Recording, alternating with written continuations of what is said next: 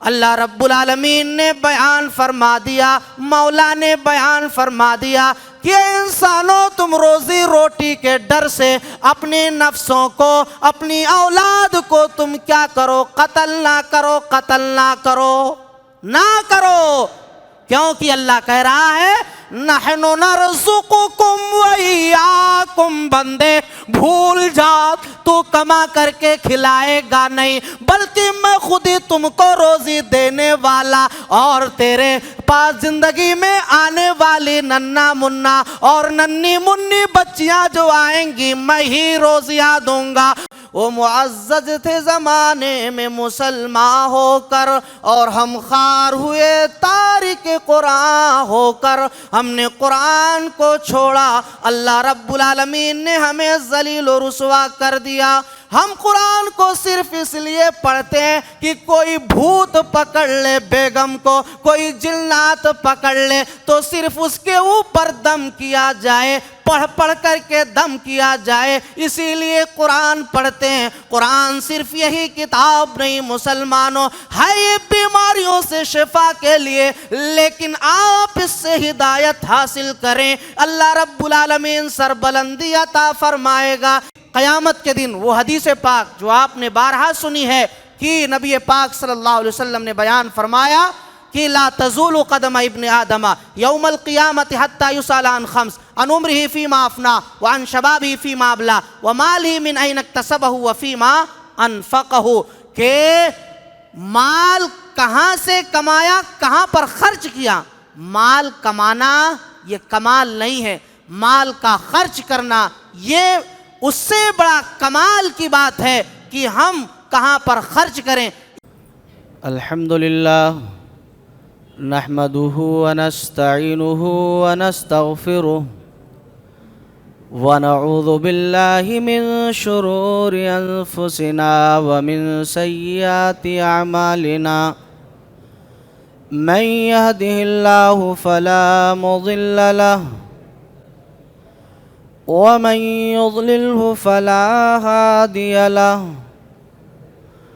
وأشهد أن لا إله إلا الله وأشهد أن محمدا عبده ورسوله۔ يا أيها الذين آمنوا اتقوا الله حق تقاته ولا تموتن إلا وأنتم مسلمون۔ يا أيها الناس اتقوا ربكم الذي خلقكم من نفس واحدة وخلق منها زوجها وبث منهما رجالا كثيرا ونساء، واتقوا الله الذي تساءلون به والأرحام إن الله كان عليكم رقيبا۔ يا أيها الذين آمنوا اتقوا الله وقولوا قولا سديدا يصلح لكم أعمالكم ويغفر لكم ذنوبكم، ومن يطع الله ورسوله فقد فاز فوزا عظيما۔ أما بعد فإن خير الحديث كتاب الله، وخير الهدي هدي محمد صلى الله عليه وسلم، وشر الأمور محدثاتها وكل محدثة بدعة وكل بدعة ضلالة وكل ضلالة في النار۔ أعوذ بالله من الشيطان الرجيم، بسم الله الرحمن الرحيم۔ سبحان الذي أسرى بعبده ليلا من المسجد الحرام إلى المسجد الأقصى الذي باركنا حوله لنريه من آياتنا إنه هو السميع البصير سبحانك لا علم لنا إلا ما علمتنا إنك أنت العليم الحكيم اللهم انفعني بما علمتني وعلمني ما ينفعني وزدني علما۔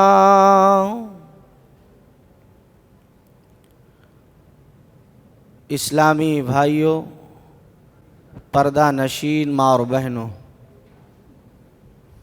قیام اللیل میں پڑھے گئے 15ویں پارے کی منتخب آیات کی مختصر تفسیر آپ احباب کے سامنے انشاءاللہ اللہ کی توفیق سے پیش کی جائے گی۔ اللہ رب العالمین ہمیں صحیح کہنے اور ہم سب کو کتاب و سنت کی باتوں پر پوری طرح سے عمل کی توفیق عطا فرمائے، آمین۔ 15ویں پارے کی شروعات میں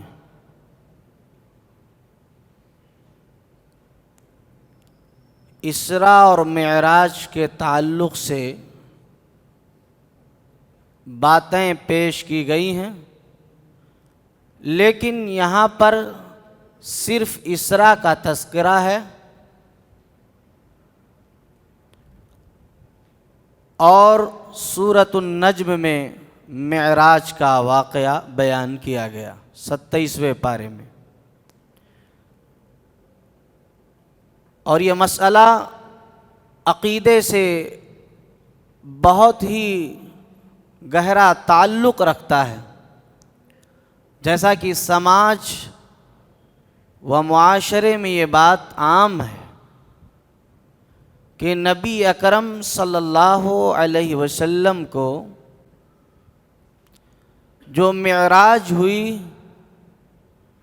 وہ معراج صرف روحانی ہوئی ہے، جسمانی نہیں۔ کیا عام ہے کہ نبی پاک صلی اللہ علیہ وسلم کو جو معراج ہوئی وہ صرف روحانی ہوئی ہے؟ روحانی مطلب جیسے ہم اور آپ کر سکتے ہیں، وہ کیسے؟ خواب میں ہم بھی کہیں نہ کہیں جا سکتے ہیں اور جاتے بھی ہیں، جاتے کہ نہیں جاتے؟ اکثر جوان وہ بھی جاتے ہیں کہیں مطلوبہ جگہوں پر، اور اگر نہ بھی جائیں تو بھی بیان کرنے لگتے ہیں کہ میں گیا تھا آپ کی یادوں میں۔ تو بہرکیف روحانی یہ عقیدہ ہے کہ نبی اکرم کو معراج روحانی ہوئی، لیکن قرآن کریم یہ بیان فرما رہا ہے کہ بابا ایسا نہیں چلے گا، حقیقت کچھ اور ہے۔ اللہ تبارک و تعالی نے بیان فرمایا، اسراء کہتے ہیں سیر کے معنی میں کہ اللہ تبارک و تعالی نے نبی اکرم صلی اللہ علیہ وسلم کو مسجد حرام سے مسجد اقصی تک لے گیا۔ سبحان الذی اسری بعبدہ لیلا من المسجد الحرام الی المسجد الاقصی، مسجد حرام سے مسجد اقصی تک کے سفر کو کیا کہا جاتا ہے؟ اسرا کہا جاتا ہے، جسے ہم اپنی زبان میں اسرا کہتے ہیں، اسرا کہا جاتا ہے۔ پھر وہاں پر آپ صلی اللہ علیہ وسلم نے تمام انبیاء علیہم السلام کی کیا کرائی؟ امامت کرائی آپ صلی اللہ علیہ وسلم۔ پھر وہاں سے 7 آسمانوں کا سفر اللہ تبارک و تعالی نے جو کرائی اسی کو معراج کہا جاتا ہے۔ جبریل امین علیہ السلام کے ذریعے سواری پر سوار کرا کے، تو اس کا جو ہے اس سفر کو معراج اور مسجد حرام سے مسجد اقصیٰ تک کے سفر کو جو ہے اسرا کہا جاتا ہے۔ تو آپ صلی اللہ علیہ وسلم کو جو یہ معراج ہوئی، جس کے تعلق سے بیان کیا گیا کہ اللہ رب العالمین نے کہا سبحان الذی اسرا بعبدہ لیلا من المسجد الحرام۔ سبحانہ کا لفظ جب عربی میں استعمال کیا جاتا ہے تو یہ بڑے ہی معزز اور محترم اور انتہائی تعجب خیز کے لیے استعمال کیا جاتا ہے، کیونکہ جس کی مسافت 40 رات 40 دن بتلائی مفسرین کرام نے، وہ راتوں کے کچھ حصے میں، یعنی رات کے کچھ حصے میں اللہ تبارک و تعالیٰ نے تھوڑے ہی وقت میں اپنے پیارے حبیب جناب محمد الرسول اللہ صلی اللہ علیہ وسلم کو وہ سفر طے کرایا۔ بیان کیا گیا کہ جبریل امین جو آئے آپ کے ساتھ ایک سواری بھی تھی جس کا نام براق کہا جاتا ہے، جس کے تعلق سے حدیث پاک میں کہا گیا سفید قسم کا جانور، یعنی جو گدھے سے جو ہے بڑا اور کھچر سے چھوٹا، یہ اس کا تذکرہ، اور اس کی رفتار کے تعلق سے کہا گیا کہ جیسے نور کی رفتار ہو، روشنی کی رفتار ہو، ایسے ہی یہ رفتار رہی ہے۔ اب نبی اکرم جناب محمد الرسول اللہ صلی اللہ علیہ وسلم کو جو معراج ہوئی، اس کی تاریخ میں اختلافات ہیں کہ آپ کو جو معراج ہوئی اس کا صحیح وقت کیا ہے۔ تو بیان کیا گیا جو صحیح وقت ملتا ہے وہ یہی ہے کہ ہجرت سے قبل یعنی مکے سے مدینہ آنے سے پہلے ہی آپ صلی اللہ علیہ وسلم کو معراج کرائی گئی، 1 سال پہلے یا کئی سال پہلے، یہ اس کی تعین صحیح طور سے مل نہیں پا رہی ہے۔ دوسری بات، جو تاریخ کے تعین کی بات کی جا رہی ہے کہ 17 ربیع الاول یا اسی طرح سے 27 ربیع الاول یا اسی طرح سے 27 رجب یا دیگر اور مہینے، یہ کوئی فکس یا اس طرح سے متعین تاریخ مفسرین نے اور محدثین کے ان تمام بیانات سے مل نہیں پا رہا ہے، یعنی اس تاریخ کی تعین نہیں ہے، صرف اتنا ملتا ہے کہ آپ کو معراج ہجرت سے پہلے کرائی گئی، معراج ہوئی۔ اب ہم ان واقعے کو ذرا سا سمجھ لیتے ہیں کہ نبی صلی اللہ علیہ وسلم کو جو معراج ہوئی وہ روحانی اور جسمانی دونوں ہوئی۔ کیا ہوا؟ یہاں پر دیکھیے اسرا کا لفظ یہ بھی چونکہ جبریل امین کے ساتھ جو سواری تھی، سواری پر سوار ہو کر کے جانا بھی کیا بتا رہا ہے؟ واقعے کو کس طرف لے جا رہا ہے بتائیے؟ ارے بھائی، جبریل علیہ السلام کے ساتھ سواری تھی، اسی سواری پر آپ کو سوار کر کے لے جایا گیا، تو یہ تو جانور سے یعنی بھینس سے بھی زیادہ موٹی بات ہے جو ایک دم سمجھ میں آ جانی چاہیے کہ نبی صلی اللہ علیہ وسلم سوار ہو کر کے گئے، تو یہ اس بات کو بتلا رہا ہے کہ آپ بحالت بولو، ارے بولیے بھائی، شرمائیے مت، بحالت جسمانی، تو اس سے بھی اس بات کی صراحت واضح ہو گئی۔ اور دوسرا جو قرآن مجید نے لفظ استعمال کیا سبحان الذی اسرا بعبدہ، لفظ عبد بھی اسی بات پر اطلاق کرتا ہے۔ عبد کا معنی عربی میں جو ہے وہ بندے کے ہوتے ہیں، یعنی پتہ یہ چل رہا ہے کہ یہاں اس لفظ سے کہ نبی صلی اللہ علیہ وسلم کو جو معراج ہوئی وہ معراج روحانی اور جسمانی دونوں، نہ کہ صرف جو ہے روحانی ہوئی ہے۔ اگر صرف روحانی کا معاملہ ہوتا تو لفظ سبحانہ جو 40 راتوں کا سفر چند ہی منٹوں میں، چند ہی وقتوں میں جو اللہ تبارک و تعالیٰ نے کرائی تو تعجب نہیں کیا جاتا. کیوں؟ اس وجہ سے کہ ہر انسان خوابوں میں نہ جانے کہاں کہاں پہنچ جاتا ہے اور تھوڑے ہی وقتوں کے اندر واپس بھی آ جاتا ہے. تو پھر آپ کی معراج کوئی تعجب خیز نہ ہوتی بلکہ عام انسان بھی ویسے ہی دیکھتا ہے. تو اس لیے پتہ یہ چل رہا ہے کہ نبی مکرم جناب محمد رسول اللہ صلی اللہ علیہ وسلم کو جو معراج ہوئی، عقیدہ پختہ کرو. کیسی ہوئی؟ قرآن کریم نے بیان فرمایا. یہ ہمارا فرمان نہیں ہے، قرآن کہہ رہا ہے. کیسے ہوئی؟ روحانی اور جسمانی دونوں ہوئی ہے. یہ خود قرآن کریم بیان کر رہا ہے اور نبی پاک صلی اللہ علیہ وسلم کی حدیث مبارکہ بھی ہمیں بتلا رہی ہے.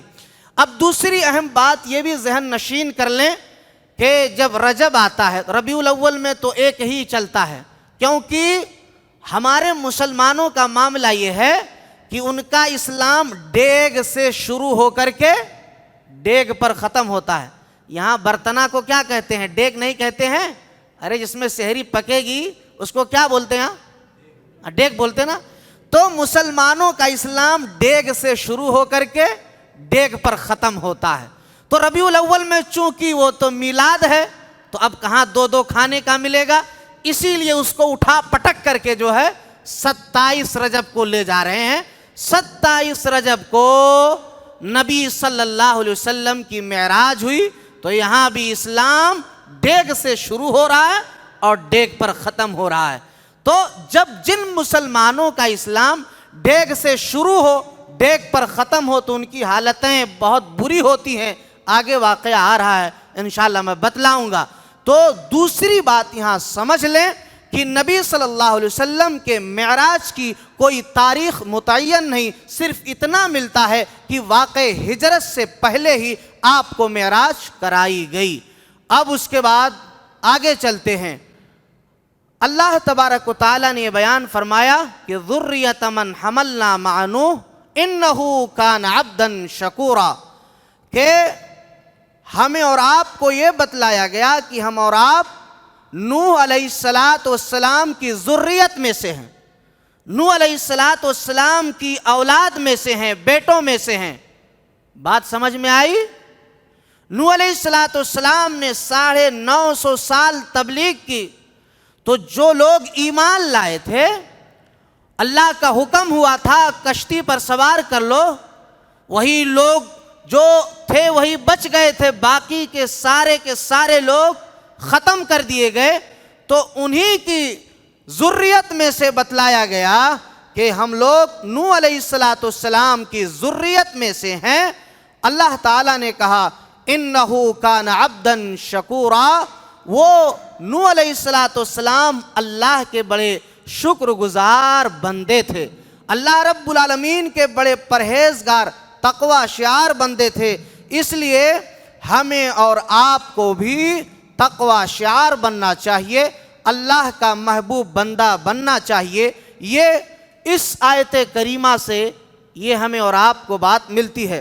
اس کے بعد اللہ تبارک و تعالیٰ نے بیان فرمایا کہ بنی اسرائیل کے 2 اہم فسادات کا ذکر قرآن کریم نے کیا کہ یہ بنی اسرائیل روئے زمین پر 2 اہم فساد کریں گے، فتنہ و فساد کریں گے. اور وہ فتنہ و فساد جو پہلا ہے، انبیاء علیہم السلام کا قتل. حضرت جو ہے ارمیہ علیہ السلام کو قید کیا، ایک دوسرے پیغمبر کو قتل کیا اور زمین میں فتنہ و فساد کیا. پھر اسی طریقے سے انہوں نے تورات کی خلاف ورزیاں کی. تو اللہ تبارک و تعالیٰ نے کیا کیا؟ اللہ نے ان کے اوپر جالوت اور بخت نصر جیسا بادشاہ کو، حکمراں کو متعین کر دیا، جو ان کا تیا پانچا کر ڈالا، جو ان کو قتل کر ڈالا، جو انہیں مار ڈالا، جو ان پر تمام طرح کی اذیتوں اور ظلمتوں کو انجام دیا. پھر اس کے بعد اللہ نے جب انہیں مہلت دی، بیٹوں سے نوازا، اولاد سے نوازا، دولت سے نوازا، تمام طرح کی پھر اللہ رب العالمین نے نعمتوں سے مالا مال کیا. پھر یہ اپنی عادتوں سے اپنی حرکتوں سے باز نہیں آئے. پھر انہوں نے کیا کیا؟ زکریا علیہ السلام کو قتل کیا. اسی طرح سے پھر زمین میں فتنہ و فساد برپا کیا. تو اللہ تبارک و تعالی نے کیا کیا؟ پھر ان کے اوپر ظالم و جابر ٹائٹس بادشاہ کو اللہ رب العالمین نے متعین کیا اور پھر ان کو تہش نہس اور برباد کر دیا. تو پتہ یہ چل رہا ہے کہ ان کی غلط کاریوں کی وجہ سے، غلط انجام کی وجہ سے اللہ تبارک و تعالی نے ان کا غلط انجام کیا، ان کا برا انجام کیا. اسی لیے ہمیں اور آپ کو غلط کاموں سے بچنا چاہیے، غلط طریقوں سے بچنا چاہیے. اللہ رب العالمین نے بیان فرمایا وَقَضَيْنَا إِلَىٰ بَنِي إِسْرَائِيلَ فِي الْكِتَابِ لَتُفْسِدِنَّ فِي الْأَرْضِ وَلَتَعْلُنَّ عُلُوًّا كَبِيرًا کہ یہ روئے زمین پر بہت ہی فتنہ و فساد برپا کریں گے. تو ان کے اس فتنہ و فساد کی وجہ سے اللہ تبارک و تعالیٰ ان پر عذابات نازل کرے گا، اور اللہ نے نازل کیا. ایسے ہی امت محمدیہ اگر یہ اپنی عادتوں سے اپنی حرکتوں سے باز نہیں آئے تو یاد کر لیں اللہ رب العالمین ہمیں بھی ایسے ہی بنی اسرائیل کی طرح تباہ و برباد کرے گا. ظالم و جابر کو اللہ مسلط کرے گا. تمام طرح کی اذیتوں سے دو چار ہمیں اور آپ کو کیا جائے گا.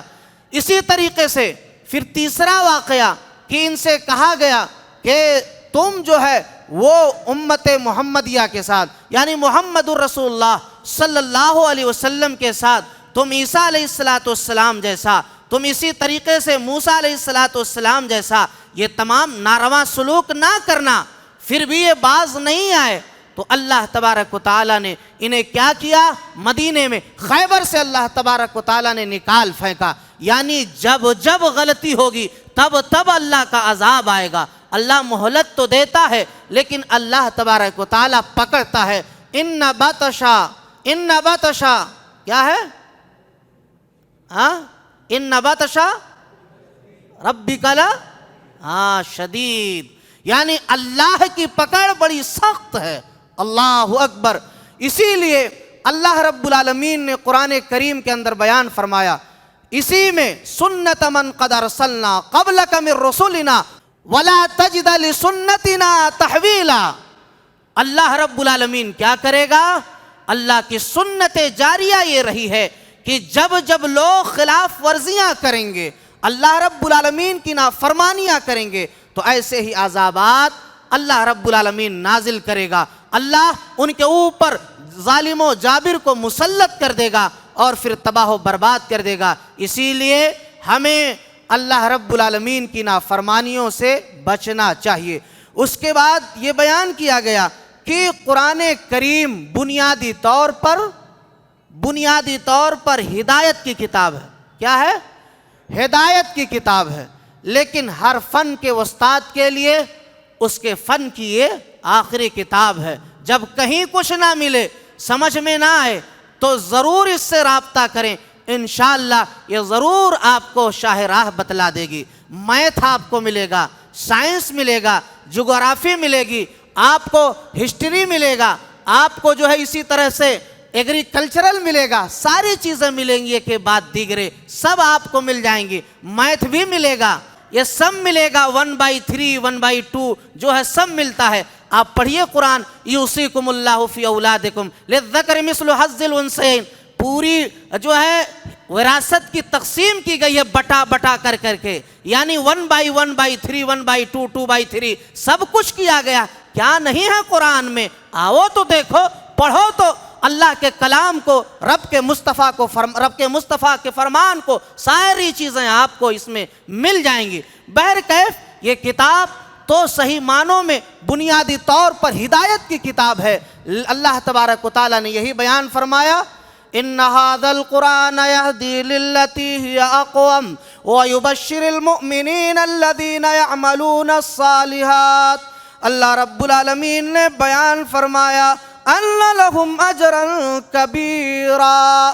یہ کتاب وہ کتاب ہے جس کے ذریعے سے اللہ رب العالمین کیا کرتا ہے؟ قوموں کو ہدایت دیتا ہے، یعنی سربلندی عطا فرماتا ہے۔ اسی لیے ہمارے اسلاف کیا تھے؟ قرآن کو مانا، قرآن کو پڑھا، قرآن کریم پر عمل کیا، اور اللہ رب العالمین نے انہیں اس دنیا کے اندر کیا کیا؟ سربلندی عطا فرمائی۔ اللہ رب العالمین نے مال و دولت سے نوازا، اللہ نے دنیا میں بیٹا والا بنایا، اولاد والا بنایا، دولت مند بنایا۔ وہ صحابہ کرام یہ جانتے تھے کہ یہی ہے ہمارے لیے دنیا میں بھی کامیابی اور آخرت میں بھی کامیابی کا ضامن۔ ان ھذا القرآن یہدی للتی ہی اقوم، قرآن آپ کو عزت عطا فرمائے گا، سربلندی عطا فرمائے گا۔ اسی لیے شاعر نے ترجمانی کی ہے کہ وہ معزز تھے زمانے میں مسلمان ہو کر، وہ معزز تھے زمانے میں مسلمان ہو کر، اور ہم خوار ہوئے تارک قرآن ہو کر۔ ہم نے قرآن کو چھوڑا، اللہ رب العالمین نے ہمیں ذلیل و رسوا کر دیا۔ ہم قرآن کو صرف اس لیے پڑھتے ہیں کہ کوئی بھوت پکڑ لے بیگم کو، کوئی جنات پکڑ لے تو صرف اس کے اوپر دم کیا جائے، پڑھ پڑھ کر کے دم کیا جائے، اسی لیے قرآن پڑھتے ہیں۔ قرآن صرف یہی کتاب نہیں مسلمانوں، ہے یہ بیماریوں سے شفا کے لیے، لیکن آپ اس سے ہدایت حاصل کریں، اللہ رب العالمین سربلندی عطا فرمائے گا۔ اسی لیے وہ صحابہ کرام جانتے تھے کہ اللہ رب العالمین کے اس کلام کے ذریعے ہمیں اعجاز ملے گا، اعجاز ملے گا، تو اس پر عمل کیا، اللہ نے عزت عطا فرمائی، دنیا میں سربلندی عطا فرمائی۔ تو اس لیے مسلمانوں، ہمیں اور آپ کو قرآن کے مطابق کیا کرنا ہوگا؟ عمل کرنا ہوگا۔ سننا تو ہے ہی ہے، پڑھنا تو ہے ہی ہے، لیکن جو کہا جا رہا ہے اس کو کیا کرنا ہوگا؟ عملی جامے میں ڈھالنا ہوگا۔ بنی اسرائیل نے یہی کیا تھا کہ اس نے تورات کی خلاف ورزیاں کی، اور ہم بھی کر رہے ہیں، تو جو جیسا ہم کریں گے ویسا ہی بنی اسرائیل کی طرح ہمیں بھی کیا کیا جائے گا؟ کیا کیا جائے گا؟ تباہ و برباد کر دیا جائے گا۔ اسی لیے آگاہ رہو اور قرآن پر عمل کرو، نبی صلی اللہ علیہ وسلم کی لائی ہوئی شریعت کے مطابق زندگی گزارو، اللہ عزت دے گا۔ اس کے بعد یہ بیان کیا جا رہا ہے کہ انسانی فطرت کا تذکرہ کیا گیا۔ قرآن نے یہ بیان فرمایا کہ انسانی فطرت کا تذکرہ یہ ہے کہ انسان بہت جلد باز ہے۔ کیا ہے؟ بہت زیادہ جلد باز ہے۔ جب اسے بھلائی ملتی ہے تو یہ کیا ہے؟ اللہ کو بھول جاتا ہے۔ کیا ہے؟ اللہ کو بھول جاتا ہے۔ اور جب کوئی پریشانی ملتی ہے، پہنچتی ہے، تو جب نہیں اسے کچھ جو ہے شفا ملتا ہے، آدمی کئی سالوں سے بیمار رہا، کئی سالوں سے پریشان رہا، کسی مصیبت میں تو انسان گھبرا کر کے کیا کہنے لگتا ہے؟ اللہ اس سے بہتر تو ہمیں کیا ہے؟ موت ہی دے دے، یعنی میں مر جاؤں تو ہی بہتر ہے۔ اللہ اس بیماری سے، اس پریشانی سے بہتر یہی ہے کہ میں دنیا سے چلا جاؤں۔ یہ انسانی فطرت ہے، ایسا انسان گھبرا کر کے کرنے لگتا ہے۔ تو اس کے بالمقابل جو ایمان والا ہوتا ہے، وہ نعمتوں کے ملنے پر کیا ہوتا؟ اللہ کا شکریہ ادا کرتا، اللہ کو بھولتا نہیں ہے، اور پریشانیوں کے آنے پر کیا کرتا ہے؟ صبر کرتا ہے۔ یہ ایک مومن کا کام، ایک مسلمان کا کام، اور دونوں حالتوں میں بیان کیا گیا کہ یہ فائدہ ہی فائدہ ہے۔ صبر کرے گا تو فائدہ، شکر کرے گا تو فائدہ، یعنی دونوں حالتوں میں مومن کے لیے فائدہ ہی فائدہ ہے۔ تو اسی لیے جب کبھی بھی پریشانیاں آئیں ہمارے اوپر تو ہمیں گھبرانا نہیں چاہیے۔ دنیا عارضی، اور یہ ساری چیزیں یہاں کی عارضی ہیں، اور ایک وقت کے بعد سب کچھ ختم ہو جانے والی ہے۔ اللہ رب العالمین نے ہی بیان فرمایا، وَيَدْعُ الْإِنسَانُ بِالشَّرِّ دُعَاهُ بِالْخَيْرِ وَكَانَ الْإِنسَانُ عَجُولًا، کہ انسان جو ہے وہ بھلائی پاتے ہی کیا کرتا ہے، اللہ کو بھول جاتا ہے، اور جب برائی پہنچتی ہے تو پھر وہ بھلائیوں جیسے دعا مانگنے لگتا ہے کہ اللہ ہمیں ہلاک و برباد کر دے، یہ عجلت اور جلد بازی سے کام کرنے لگتا ہے۔ تو اسی لیے ہمیں اور آپ کو ان چیزوں سے پرہیز کرنا چاہیے۔ اس کے بعد بڑی اہم بات یہ ہے کہ اللہ رب العالمین قیامت کے دن ہمارے نامہ اعمال کیا ہیں، پیش کیے جائیں گے۔ نامہ اعمال جو کچھ ہم نے کیا ہے، فائلیں اوپن کر دی جائیں گی۔ اللہ اکبر، اسی کا تذکرہ قرآن کریم نے کیا، وَكُلَّ إِنسَانٍ أَلْزَمْنَاهُ طَائِرُهُ فِي عُنُقِهِ۔ اللہ رب العالمین کیا کرے گا، انسان کا نام اعمال اس کے گردن میں لٹکا دے گا۔ طائرُهُ فِي عُنُقِهِ سے مراد مفسرین نے بیان فرمایا کہ جس طرح پرندہ ہوتا ہے اپنے قفس سے نکل جاتا، اپنے پجڑے سے نکل جاتا ہے، پھر دوبارہ وہ لوٹ کر کے نہیں آتا۔ ہم نے جو عمل انجام دے دیا ہے، اگر ہم نے عمل صالح کیا ہے تو یاد رکھیں وہ عمل صالح نوٹ ہو گیا، اب پلٹ کر کے نہیں آئے گا، اور اگر ہم نے برائیاں کی ہیں تو وہ بھی نوٹ ہو گیا، یعنی وہ جو ہے اب پلٹ کر کے آنے والا نہیں۔ اسی لیے انسانوں ہر قدم سے پہلے ہر زندگی کے ہر شعبے میں ہمیں اور آپ کو سوچ لینا چاہیے، آیا میرا یہ قدم غلط ہے، آیا میرا یہ عمل صحیح ہے؟ اگر صحیح ہے تو اسی کے مطابق ہم صحیح عمل انجام دیں، اگر غلط ہے تو اللہ سے توبہ و استغفار کریں۔ قرآن کریم نے بیان فرمایا کہ سامنے لے آیا جائے گا، اللہ کہے گا اقرأ کتابک کفا بنفسک اليوم علیک حسیبا۔ لو یہ پڑھ لو، یہ سب کچھ سارا چٹھا آپ کا ہے، یہ کتاب ہے، یہ آپ کے نام اعمال ہے جو دنیا میں آپ نے کیا تھا۔ اللہ اکبر، انسان کے سامنے آیا کر دیے جائیں گے۔ اب آپ ذرا غور کرو ان تمام مناظر کو کہ دنیا میں ایک لڑکا ایسا ہوتا ہے جو ایگزام دیتا ہے، بہت ساری تمنائیں رہتی ہیں گھر والوں کو اور بچے کو کہ میں آگے نکل جاؤں گا، اور جب اس کے رزلٹ اس کے سامنے آتے ہیں، ناکامیاں ہوتی ہیں، تب دیکھو اس کی زندگی پر کیا ہوتا ہے۔ لوگ سوسائیڈ کر لیتے ہیں، لوگ زہر کھا لیتے ہیں، مر جاتے ہیں، کیونکہ اس کا رزلٹ ناکام رہا۔ اے انسانو، اے اللہ والو، یہ کتاب بیان کر دی جائے گی، اسی لیے ایسا عمل کرو جو عمل اللہ کو محبوب ہو۔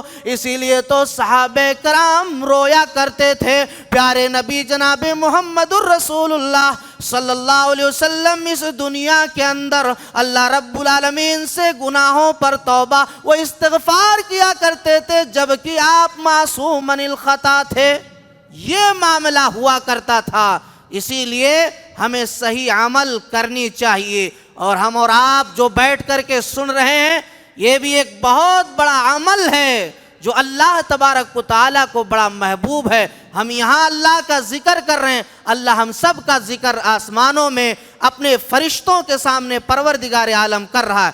اس کے بعد یہ بیان کیا جا رہا ہے کہ قیامت کے دن کوئی کسی کا بوجھ نہیں اٹھائے گا، کوئی کسی کا پرسان حال نہیں ہوگا۔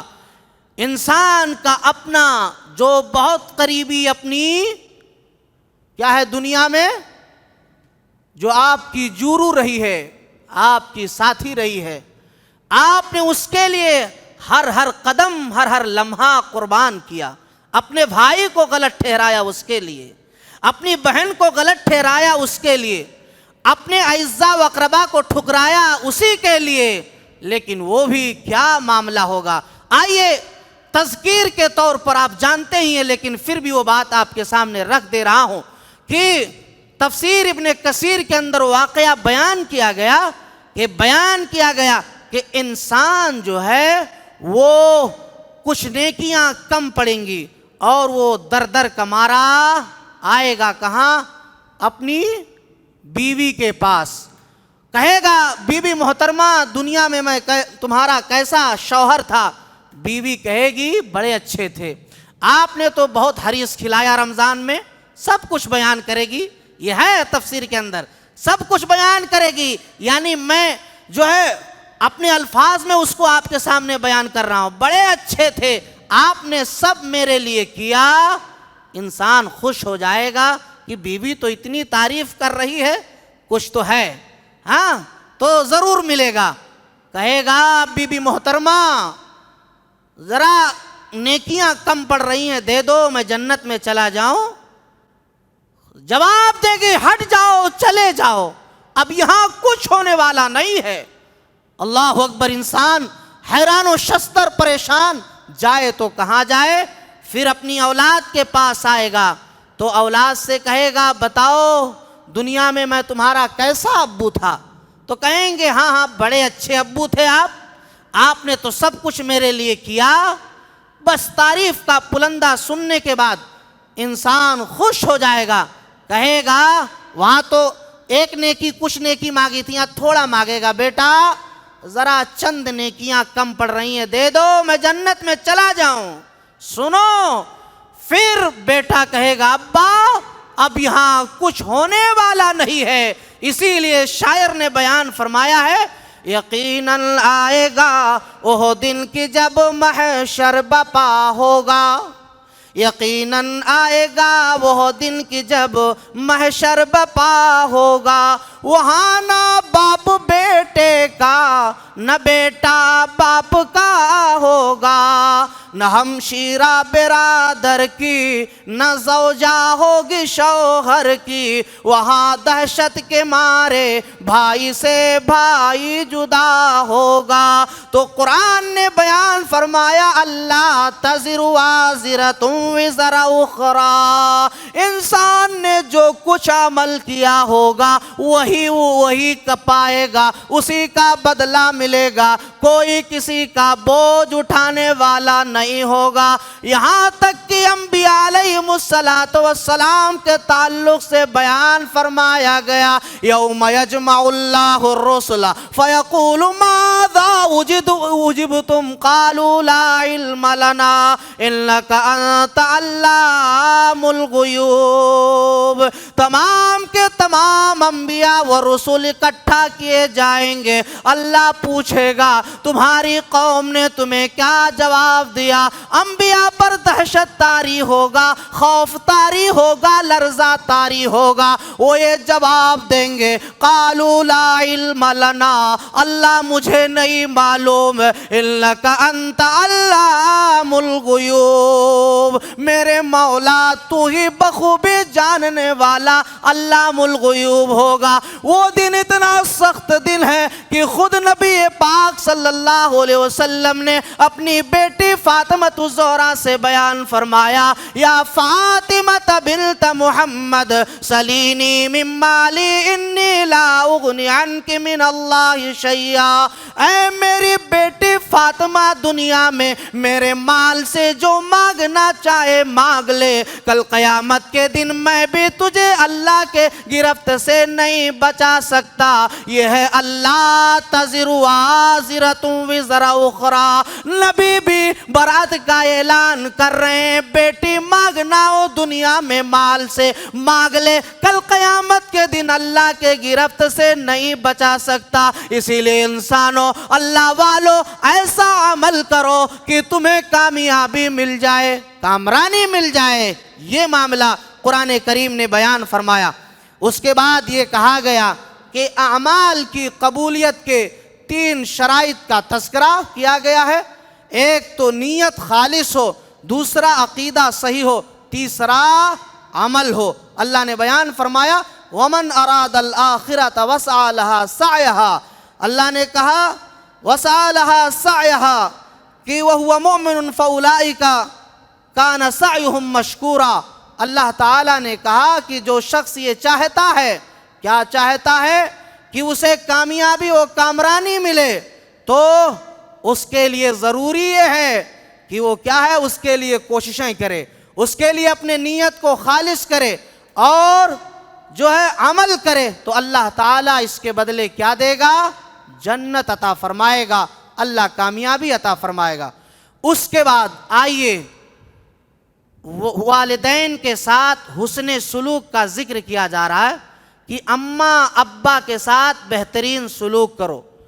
اللہ نے بیان فرمایا وَقَضَى رَبُّكَ أَلَّا تَعْبُدُوا إِلَّا إِيَّاهُ وَبِالْوَالِدَيْنِ إِحْسَانًا إِمَّا يَبْلُغَنَّ عِندَكَ الْكِبَرَ أَحَدُهُمَا أَوْ كِلَاهُمَا فَلَا تَقُل لَّهُمَا أُفٍّ وَلَا تَنْهَرْهُمَا وَقُل لَّهُمَا قَوْلًا كَرِيمًا وَاخْفِضْ لَهُمَا جَنَاحَ الذُّلِّ مِنَ الرَّحْمَةِ وَقُل رَّبِّ ارْحَمْهُمَا كَمَا رَبَّيَانِي صَغِيرًا۔ اس کے اندر یہ بیان کیا گیا ہے کہ اللہ نے اپنی عبادت کے معن بعد ماں باپ کے ساتھ بہترین سلوک کا تذکرہ کیا ہے، یعنی اللہ رب اکبر ہے، اللہ خالق حقیقی ہے، تو رب العالمین نے دنیا میں ہمارے لیے خالق مجازی ماں باپ کو بنایا ہے، والدین کو بنایا ہے۔ تو اسی لیے اللہ تعالی نے اپنی ذکر کے بعد، اپنی عبادت کے معن بعد اللہ تعالیٰ نے ماں باپ کے ساتھ بہتر سلوک کا تذکرہ کیا ہے۔ اس سے پتہ یہ چل رہا ہے کہ ماں باپ ہمارے حسن سلوک کے بہت زیادہ کیا ہیں؟ حقدار ہیں۔ ہمیں اور آپ کو ماں باپ کے ساتھ بہترین سلوک کرنا چاہیے۔ اب آگے دیکھیے، اما یبلغن عندک الکبر احدہما او کلاہما، اللہ نے کہا کہ جب ان دونوں میں سے اما یبلغن عندک الکبرہما، جب وہ دونوں بڑھاپے کی عمر میں پہنچ جائیں تو کیا ہے؟ اللہ نے کہا احدہما او کلاہما۔ پہلے اللہ نے دونوں کا ذکر نہیں کیا، پہلے ایک کا ذکر کیا ہے۔ کس کا ذکر کیا ہے؟ احدہما، پھر بعد میں او کلاہما، یعنی واحد کا صیغہ اللہ نے لایا ہے، پھر بعد میں تثنیہ جوڑے کا صیغہ اللہ نے ذکر کیا ہے۔ یعنی اللہ تبارک و تعالیٰ یہ کہہ رہا ہے کہ ان دونوں میں سے کوئی ایک یا دونوں، کوئی ایک یا دونوں، یعنی پہلے ایک پھر بعد میں دونوں کا ذکر کیا ہے۔ اس سے سمجھ رہے ہیں اللہ کیا کہنا چاہتا ہے؟ بہت بڑی بات اللہ تعالیٰ کہنا چاہتا ہے۔ وہ ہمارے آبا و اجداد جن کے جوڑے دنیا میں بکھر گئے اور ابھی وہ باحیات ہیں، وہ بخوبی ان باتوں کو سمجھ سکتے ہیں کہ جب میاں بیوی کے جوڑے ہوتے ہیں دنیا میں برقرار، کوئی معاملات ہوتے ہیں، بچہ اگر کچھ غلط کر جائے یا اسی طرح سے اور کوئی اس کے ساتھ پریشانی پیش آ جائے تو انسان کیا کرتا ہے؟ فلانے کی امی آج یہ بہت بڑی پریشانی میرے ساتھ ہوئی، تو اگر بڑھیا ہے تو کہتی ہے ارے پریشان مت ہو، ان کے ابو آپ پریشان مت ہو زیادہ، ہم ہیں نا، تسلی دیتی ہے۔ اسی طرح سے عورت کے ساتھ کوئی معاملہ ہوتا ہے تو بوڑھا باپ یہ کہتا ہے کہ ارے آپ کیوں پریشان ہوتی ہیں ان کے امی، گرچہ تینوں انجینئر بیٹے دبئی چلے گئے ہیں، ہم لوگ اکیلے ابھی بھی کھانا بنا کر کے کھا رہے ہیں، اس کی کوئی پرواہ نہیں۔ تو تسلیاں ہوتی ہیں، ایک دوسرا دونوں آپس میں ایک دوسرے سے اپنی بات شیئر کر کے اور سہارا بن جاتے ہیں اور غم ہلکا ہو جاتا ہے۔ لیکن جب انہی میں سے کوئی جوڑا بکھر جائے تو بولو بہو سے کہہ لو گے، بیٹے سے وہ بات کہہ پاؤ گے جو آدمی اپنی بیوی سے کہہ پاتا ہے؟ جو بات انسان اپنی عورت سے کہہ لے جائے گا وہ باتیں اپنی بہو، اپنی جوان بیٹوں اور بیٹیوں سے نہیں کہہ پائے گا۔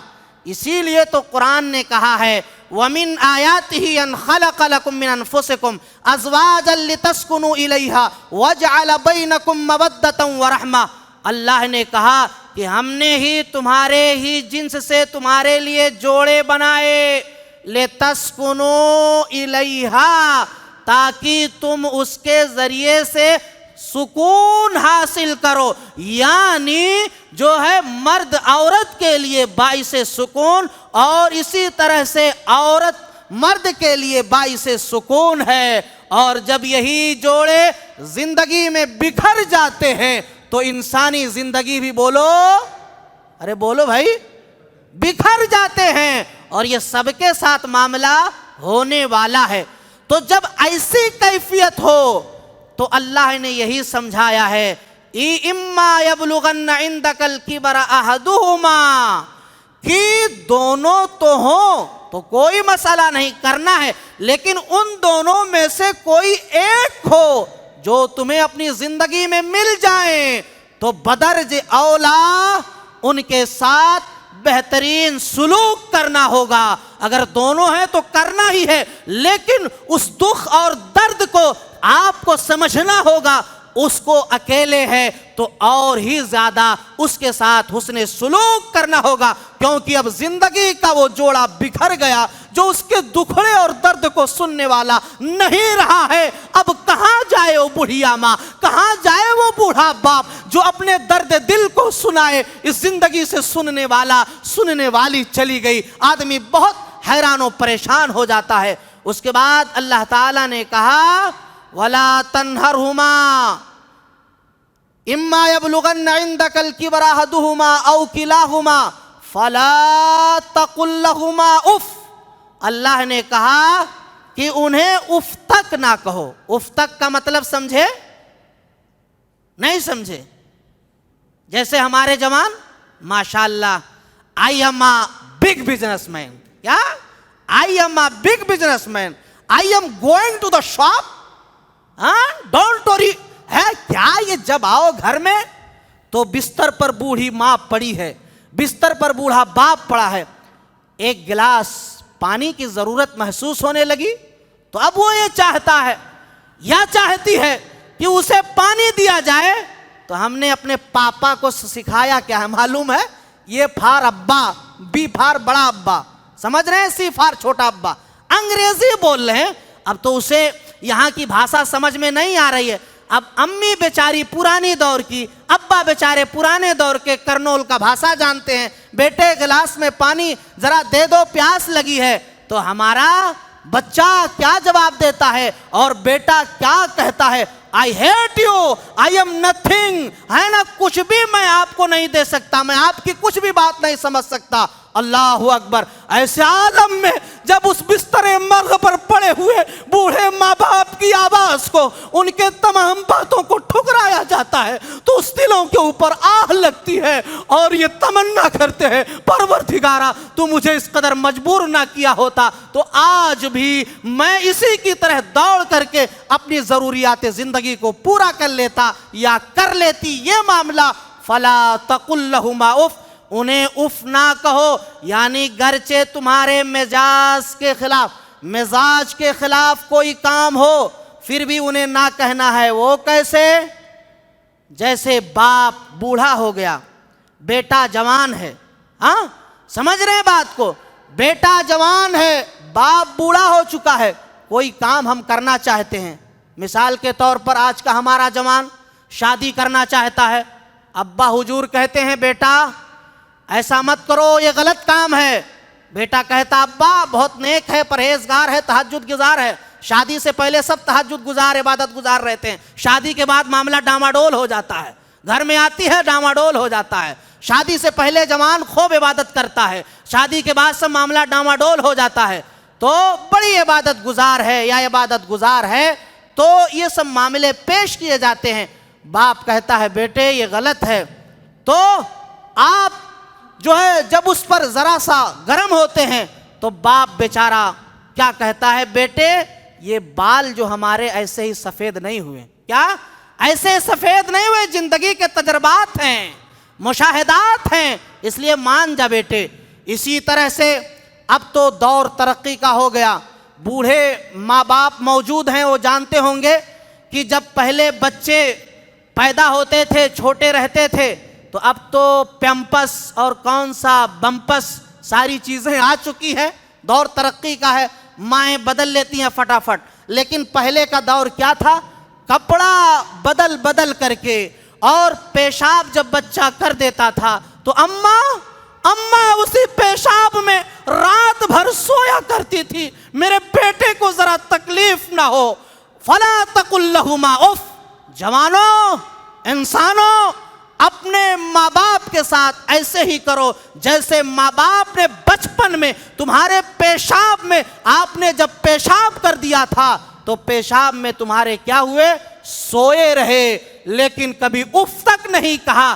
ایسے ہی جب آدمی بوڑھا ہو جاتا ہے، پیشاب اور پیخانہ پتہ نہیں کہاں اس کے ہو جاتے ہیں، اسے کوئی پتہ نہیں رہتا، ایسے عالم میں تمہارے ماتھے پر یہ شکن نہیں ہونا چاہیے۔ تم نے یہ کیوں کیا؟ ایسا کیوں کیا؟ میری پوری ٹائلز خراب ہو گئی۔ اب وہ جو جورو آتی ہے بڑی والی نا، وہ تو بولتی ہے بڑھوا بڑھیا پتہ نہیں کیسے ہیں، جب دیکھو جہاں دیکھو پورے گھر کو گندا کر دیتے ہیں۔ ہم ہمیشہ صفایا کرتے رہتے ہیں لیکن سمجھ میں نہیں آتی ہے۔ تو وہی اللہ نے کہا فلا تقل لہما اف ولا تنہرہما، اماں نے مسکرا کر کے، ابا نے مسکرا کر کے آپ کی گندگی کو صاف کیا تھا جب آپ بچپن میں تھے، اور جب وہی ماں باپ بچپن میں پہنچ جائیں تو آپ کو کیسا کرنا ہوگا؟ جس طرح بچپن میں، بولو بچپن نہیں سمجھے، چائلڈ جب تھے، کہا تھے چلڈرین کمپنی جب ہم لوگوں کی تھی تو اماں ابا کیا کرتے تھے؟ ہمارے ساتھ ہماری گندگی کو مسکرا کر کے صاف کرتے تھے۔ اب جب ہم جمع ہوئے، وہ بچپن سے ہم جمع ہوئے، بچپن میں وہ پہنچ گئے، اب وہ ہمارے جیسے ہو گئے، اس لیے جیسے انہوں نے میرے ساتھ کیا تھا ویسے ہی کیا کرنا ہوگا؟ بولو اللہ والو، ویسے ہی ہم کو کرنا ہوگا۔ یہ ہے قرآن کی تفسیر، سمجھو قرآن تو رو گے۔ لیکن آج معاملہ کیا ہے؟ 4 بیٹے ہیں، ایک ڈاکٹر صاحب ہے، مولوی کو بھی لے لیتا ہوں، ایک مولوی صاحب ہے، اور کچھ انجینئر ہیں۔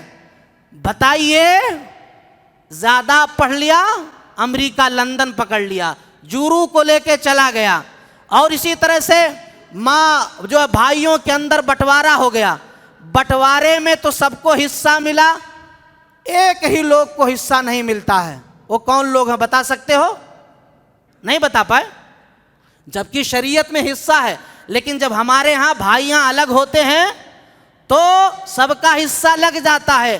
وہی غریب جو 2 بچتے ہیں، بولو شرماؤ بھائی، شرما رہے ہو کیا؟ ماں باپ، ان کو بولو، ان کو کوئی لیتا ہے؟ اب یہاں کا ماحول تو پتہ نہیں، ان کو لینے کے لیے کوئی نہیں تیار ہوتا ہے۔ اللہ اکبر۔ جس طرح مولوی صاحب کا کھانا کہ آج افطاری میرے یہاں سے، سمجھ رہے، کل میرے یہاں سے، پرسوں ان کے یہاں سے، ایسے ہی اماں ابا کے ساتھ بھی معاملہ ایسے عالم میں ہوتا ہے۔ ایک دن جو ہے ڈاکٹر صاحب کے ہاں، دوسرے دن مولوی صاحب کے ہاں، تیسرے دن انجینئر صاحب کے ہاں، یہی معاملہ ہے پرورش کا۔ بولو اللہ والو، ایسا ہی ہونا چاہیے؟ ارے بولیے، نہیں ہونا چاہیے۔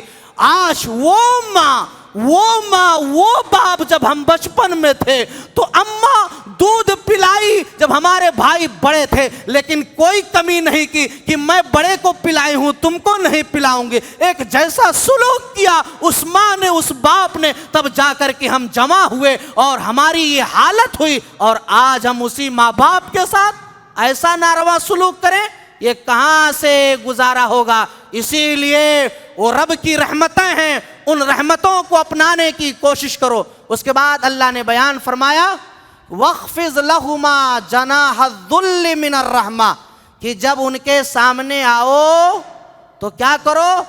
عاجزی کا بازو جھکا دو، عاجزی کا بازو جھکا دو۔ یعنی بیان کیا گیا کہ جیسے ایک مرغی ہوتی ہے نا، مرغی، ہاں یہاں کیا کچھ اور تو نہیں کہتے ہیں، چلیے انگریزی سمجھ لیجئے، ہین کہتے ہیں۔ تو وہ مرغی جو ہوتی ہے تو اپنے چھوٹے چھوٹے چوزوں کو ہے نا وہ میدان میں لے کر کے چگتی ہے دانا۔ ہاں یہ دیکھا ہے؟ نئی نسل نے نہیں دیکھا ہے، دیکھا ہے؟ تو وہ دانا لے کر کے میدان میں چگتی ہے، اور اس مرغی کو جب یہ احساس ہوتا ہے کہ اوپر وہ اڑنے والا پرندہ ہماری بچوں کو کیا کرے گا؟ اٹھا لے جائے گا، اچک لے جائے گا، تو جب اسے احساس ہوتا ہے تو مرغی آواز دیتی ہے اور اپنے پروں کو پھیلا لیتی ہے، اور اس کے بعد جو ہے اس کے سارے بچے پر کے نیچے آ جاتے ہیں اور پھر وہ اپنے پر کو سمیٹ لیتی ہے، محض اس وجہ سے کہ یہ درندہ صفت جو ہے چڑیا ہمارے بچوں کو اچک نہ لے جائے، کھا نہ لے جائے۔ اللہ اکبر۔ ایسے ہی کہا گیا کہ جب اماں ابا کے ساتھ آؤ تو کالر ٹائٹ نہ کرو، ہاں اپنے جو ہے ٹائی کو ٹائٹ مت کرو، بلکہ عاجزی کے ساتھ، انکساری کے ساتھ۔ ابا بلائیں بیٹے عبداللہ تو جی ابو، جی امی، یہ کہہ کر کے با ادب با سلیقہ کھڑا ہو۔ اور آج دیکھیے، اگر ہم نے ذرا دو دوائی جان لی، کمبی فلام اور جو ہے کیا نام ہے درد کی ایک آٹھ ٹھو اور، تو بہت بڑے ڈاکٹر بن گئے، تو پھر ابا کہاں ہیں اماں کہاں ہیں، سب بھول گئے۔ صرف ایک ہی ابا اور ایک ہی اماں ہیں، کون جانتے ہو؟ ایک ہی امی ہے، وہی جو جورو ہے بھائی، اس کے سامنے ساری باتیں ایک دم بالکل آدمی جھکا کر کے عاجزی و انکساری کا پیش کرتا ہے۔ تو اسی لیے کہا گیا کہ تم اپنے عاجزی کے بازو کو جھکا دو، جی امی جی ابو کہہ کر کے۔ اس کے بعد کہا گیا وَقُلْ لَهُمَا قَوْلًا كَرِيمًا، گفتگو کا معیار بڑا پیارا ہونا چاہیے، نرم انداز کی گفتگو ہونی چاہیے۔ اس کے بعد یہ بیان کیا گیا کہ کیا کریں، دعا کریں، وَقُلْ رَبِّ ارْحَمْهُمَا كَمَا رَبَّيَانِي صَغِيرًا۔ ایک بار اس کو آپ لوگ پڑھ لیں، جس کے ماں باپ ہیں تو بھی نہیں ہیں، وَقُلْ رَبِّ ارْحَمْهُمَا كَمَا رَبَّيَانِي صَغِيرًا، الہا تو میرے ماں باپ پر ویسے ہی رحم فرما جیسے انہوں نے میرے بچپن کے اوپر رحم فرمایا تھا، بچپن میں میرے ساتھ معاملہ اور سلوک کیا تھا، ایسے ہی کر۔ تو ہمیں اور آپ کو کیا کرنا ہوگا؟ دعائیں کرنی ہوں گی۔ اس بات کو خاص لحاظ رکھیں، یہ ایک تفصیل طلب موضوع ہے جس پر گفتگو کی جائے والدین کے ساتھ بہترین سلوک کا، تو لمبا وقت چلا جائے گا۔ اب بات وہاں کی نہیں رہی، اب میں بات کو آگے بڑھاتا ہوں، پھر کبھی موقع ملا تو گفتگو کی جائے گی۔ اس کے بعد اللہ تعالیٰ نے کہا کہ اسراف اور فضول خرچی یہ کیا ہے؟ یہ اسلام نے حرام قرار دیا ہے، اور کہا کہ یہ جو ہے شیطان کے بھائی ہیں ایسا کرنے والے، جو لوگ اسراف فضول خرچی کرتے ہیں۔ اب ہم کو دیکھیں کہ ہم اور آپ کو اللہ نے دولت دیا ہے تو کہاں پر خرچ کرتے ہیں؟ جہاں کرنا چاہیے وہاں نہیں کرتے ہیں، جہاں جو ہے نہیں کرنا چاہیے وہیں پر کرتے ہیں۔ اسی لیے تو اللہ تبارک و تعالیٰ نے بیان فرمایا ان المبذرین کانوا اخوان الشیاطین، کہ اللہ نے کہا کہ فضول خرچی کرنے والے وہ شیطان کے بھائی ہیں۔ اسی لیے شیطان صفت انسان مت بنو، بلکہ اللہ کے بندے بنو، کیونکہ قیامت کے دن وہ حدیث پاک جو آپ نے بارہا سنی ہے کہ نبی پاک صلی اللہ علیہ وسلم نے بیان فرمایا کہ لا تزول قدم ابن آدم یوم القیامت حتی یسأل عن خمس، عن عمرہ فیما افنا، وعن شبابہ فیما ابلا، ومالہ من این اکتسبہ وفیما انفقہ، کہ مال کہاں سے کمایا، کہاں پر خرچ کیا۔ مال کمانا یہ کمال نہیں ہے، مال کا خرچ کرنا یہ اس سے بڑا کمال کی بات ہے کہ ہم کہاں پر خرچ کریں۔ اسی لیے ہمیں پیسوں کو خرچ کرنے سے پہلے سوچ لینا چاہیے کہ ہم غلط کر رہے ہیں یا صحیح کر رہے ہیں، کل قیامت کے دن اللہ پوچھے گا۔ تو اسی لیے اسراف سے بچا جائے۔ اس کے بعد اللہ تعالیٰ نے کہا ایک نعرہ چل رہا ہے، پہلے نعرہ کیا تھا؟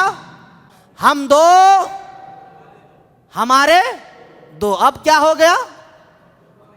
ہم دو ہمارے ایک۔ اچھا اب یہ بھی ختم ہو رہا ہے، ہم دو ہمارے کوئی نہیں، نہ کو بابا نہ چاہیے، ہے نا؟ کون کمائے گا، کون کھلائے گا؟ ہاں بڑی پریشانیاں ہوتی ہیں۔ جو عقیدہ ہمارے غیر مسلموں کا ہے وہی عقیدہ مسلمانوں میں آنے لگا کہ جو ہے زیادہ بچے دو ہی اچھے، کیا ہے؟ بچے دو ہی اچھے۔ اب صاحب کا نعرہ سمجھ میں آ گیا، لیکن اللہ کا فرمان بولو اللہ والو نہیں سمجھ میں آئے۔ کیوں؟ کیونکہ جب زیادہ ہوں گے تو کون کمائے گا، کیسے کھلائیں گے، اور کیا گھر ہوگا؟ بتائیے اللہ والو، کھانا کھلانا کمانا یہ ساری چیزوں کی ذمہ داریاں کسی انسان کے اوپر ہے؟ ہاں بولو، کسی کے اوپر نہیں، صرف اللہ تبارک و تعالی اس کا ذمہ دار ہے۔ یعنی جو اس دنیا میں آتا ہے وہ اپنی روزی لے کر کے آتا ہے، اسی لیے ہمیں اس کا خوف نہیں کرنا چاہیے۔ اب دیکھیے بہت سارے طریقے ہیں، اب آپ کے ہاں کون سا طریقہ ہوگا ہم کو نہیں معلوم۔ لوگ افزائش نسل کو روکنے کے لیے انجیکشن کا سہارا لیتے ہیں، لوگ افزائش نسل کو روکنے کے لیے گولیاں آتی ہیں، یہاں چیر پھاڑ کے بھر لیتے ہیں، اس کا میعاد ہوتا وہ آتا ہے، اور سارے طریقے رائج ہیں۔ اب اس میں ہم کیا کہہ سکتے ہیں؟ اللہ جسے نہیں دیتا ہے وہ آدمی پریشان رہتا ہے، اور جسے اللہ نوازتا ہے وہ آدمی لینے کو تیار نہیں۔ اللہ اس وجہ سے کہ ہم کیسے کھلائیں گے، کیسے کمائیں گے، بندے ذرا ان باتوں کو اپنے ایمان سے نکال، تیرا ایمان یہ نہیں، اپنا ایمان مضبوط کر۔ اللہ رب العالمین نے بیان فرمایا وَلَا تَقْتُلُوا أَنفُسَكُمْ خَشْيَةَ إِمْلَاقٍ نَحْنُ نَرْزُقُكُمْ وَإِيَّاكُمْ إِنَّ قَتْلَهُمْ كَانَ خِطْئًا كَبِيرًا۔ اللہ رب العالمین نے بیان فرما دیا، مولا نے بیان فرما دیا کہ انسانوں تم روزی روٹی کے ڈر سے اپنے نفسوں کو، اپنی اولاد کو تم کیا کرو؟ قتل نہ کرو، قتل نہ کرو، نہ کرو، کیونکہ اللہ کہہ رہا ہے نحن نرزقکم وإیاکم، بندے بھول جا تو کما کر کے کھلائے گا نہیں، بلکہ میں خود ہی تم کو روزی دینے والا، اور تیرے پاس زندگی میں آنے والی ننا منا اور ننی منی بچیاں جو آئیں گی میں ہی روزیاں دوں گا۔ اگر قرآن پر آپ کو یقین ہے، اعتماد ہے ایمان والو، تو اسی باتوں کو تسلیم کر لو، برائیوں سے باز آ جاؤ، باز آ جاؤ انسانوں، اللہ والو۔ اچھا اب دیکھیے، میں کوئی دنیا کی بات نہیں کروں گا، لیکن ایک لابی سمجھانے کی کوشش کرتا ہوں۔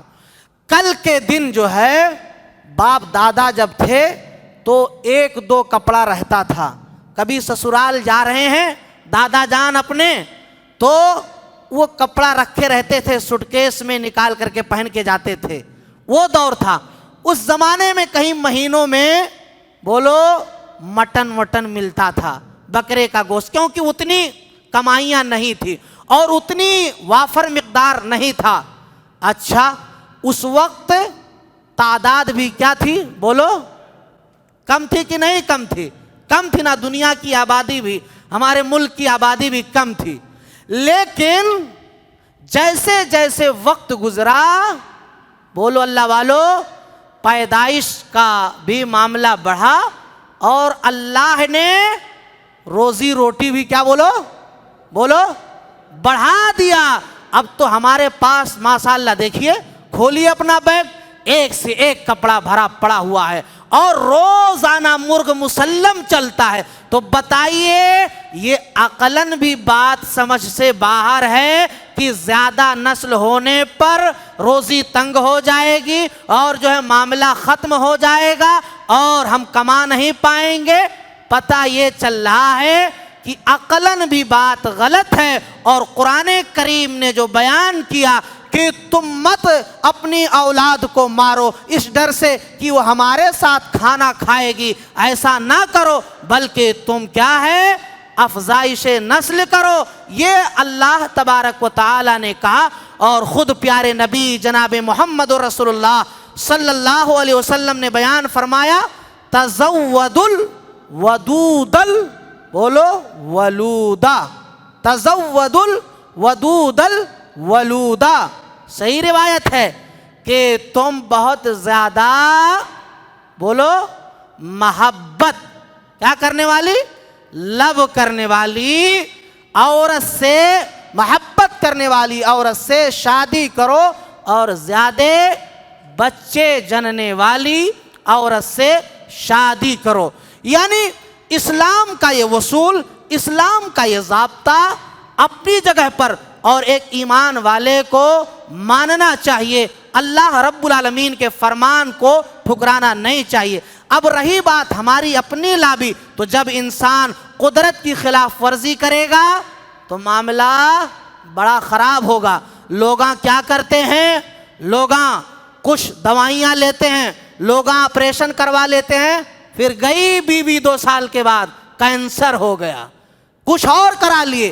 قدرت کی مخالفت کرو گے زندگی میں کبھی سکون نہیں پاؤ گے، اور اکثر معاملات ایسے ہی ہوتے ہیں۔ اسی لیے بچو ان تمام واہیات اور حفاظ سے، اللہ سے دعا کرو اللہ ہمیں گناہوں سے بچائے۔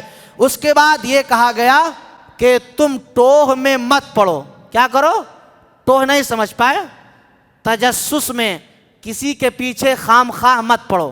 ہاں، کیا کرتا ہے، کیا نہیں کرتا ہے، کیسا کرتا ہے، کس طرح کرتا ہے۔ ہاں اچھا، کسی اور کو کرو گے تو بھی نہیں پسند ہے، اور بیوی کے پیچھے اگر لگ گئے تو وہ بھی نہیں پسند کرے گی۔ ہاں یعنی اس کے بھی ٹوہ میں اگر آپ لگے رہے تو معاملہ بین بین کا ہو جائے گا، جدائیوں کا۔ اللہ تعالیٰ نے بیان فرمایا حضرت انسان تو کیا کر، وَلَا تَخْفُ مَا لَيْسَ لَكَ بِهِ عِلْمٌ إِنَّ السَّمْعَ وَالْبَصَرَ وَالْفُؤَادَ كُلُّ أُولَٰئِكَ كَانَ عَنْهُ مسؤولا۔ اللہ رب العالمین نے بیان فرمایا کہ جو یہ کان، یہ آنکھ، یہ ساری چیزیں کل قیامت کے دن اللہ کے یہاں گواہیاں دیں گی۔ اسی لیے ان تمام چیزوں سے باز رہا جائے، باز رہا جائے، یہ تمام غلط عادتوں سے باز رہا جائے۔ سورہ کہف ہے انشاءاللہ کل 16ویں پارے کے ساتھ، اس کو میں آپ کے سامنے بیان کروں گا۔ اللہ رب العالمین سے دعا ہے کہ اللہ ہمیں صحیح معنوں میں کتاب و سنت کے مطابق پوری زندگی گزارنے کی توفیق عطا فرمائے۔ اللہ ہمیں نیک عمل اور سچی سمجھ کی پوری توفیق عطا فرمائے، آمین۔ تقبل یا رب العالمین، وآخر دعوانا ان الحمدللہ رب العالمین۔ السلام علیکم ورحمۃ اللہ وبرکاتہ۔